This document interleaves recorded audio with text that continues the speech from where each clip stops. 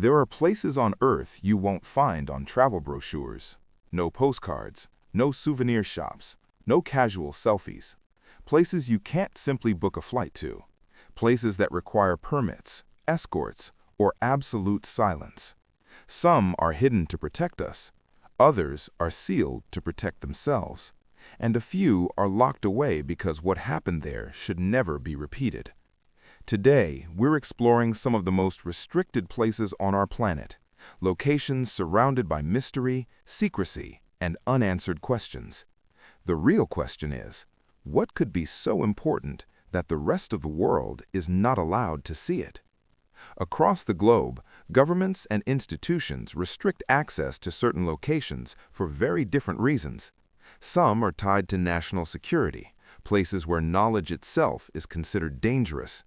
Others are protected for environmental reasons, sealed off so fragile ecosystems can survive human interference.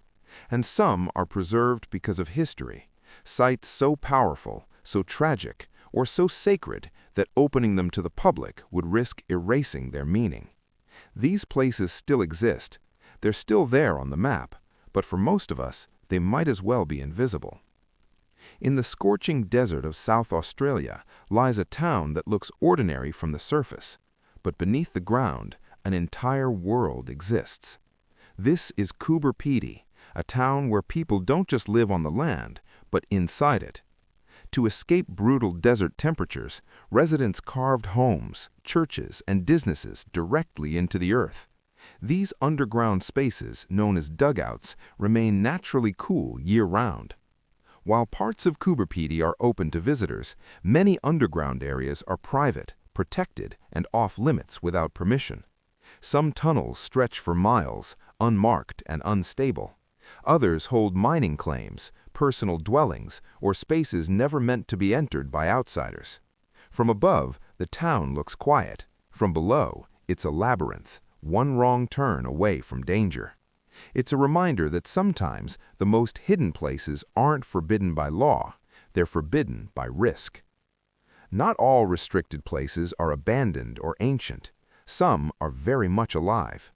Across the world, there are laboratories and research facilities where access is tightly controlled, not because of danger to visitors, but because of what's being discovered inside.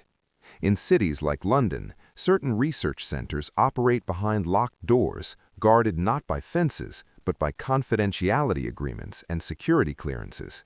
Here, scientists work on advanced materials, energy systems, and experimental technologies that could reshape the future or disrupt it. You won't find signs advertising what happens inside, no guided tours, no explanations, because in some cases, knowledge itself is the restricted area. Far above the Arctic Circle, carved deep into a frozen mountain, lies one of the most important structures on Earth, the Svalbard Seed Vault. Often called the Doomsday Vault, this facility stores millions of seeds from nearly every crop species on the planet. Its purpose is simple.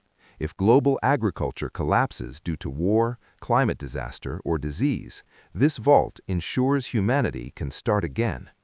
The location was chosen carefully: permafrost, geological stability, and isolation. Access is extremely limited. No casual visitors, no wandering explorers. Behind those reinforced doors isn't gold or weapons, but the future of food itself. It's not restricted because it's dangerous. It's restricted because it's irreplaceable. Off the coast of Japan sits a concrete island that looks like something out of a dystopian film. Hashima Island, also known as Battleship Island. Once, it was one of the most densely populated places on Earth, home to thousands of workers who mined coal beneath the sea. But when the coal ran out, the island was abandoned almost overnight.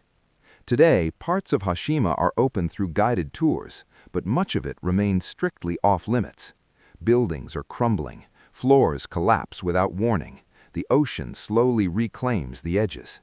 Walking through Hashima feels like stepping into a paused moment in time. Classrooms frozen mid-lesson, apartments still filled with echoes of daily life. It's restricted not to hide secrets, but because the island itself is falling apart. a reminder that human ambition doesn't always age well. But of all the restricted places on Earth, one stands apart: the Chernobyl exclusion zone. In 1986, a nuclear reactor exploded, releasing radiation across Europe and forcing the evacuation of entire cities. An invisible disaster. The zone of alienation stretches for miles, a place where nature and radiation coexist in unsettling silence.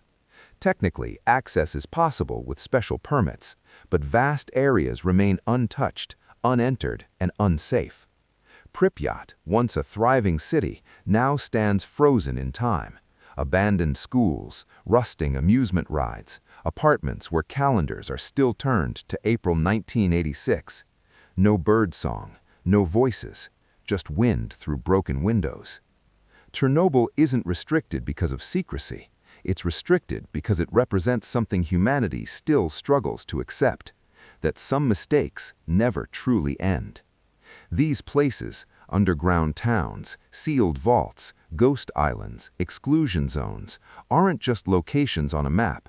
They're stories, warnings, proof that progress, curiosity, and ambition often come with consequences. And while we may never walk freely through all of them, their existence reminds us that the world still holds mysteries, not because they're unsolved, but because they're intentionally hidden. So which of these places fascinated you the most? Which one would you want to see, even knowing you probably never will? Let me know in the comments. And if you're drawn to the world's hidden mysteries, be sure to check out my video on the Congo River, one of the most dangerous and unexplored waterways on Earth.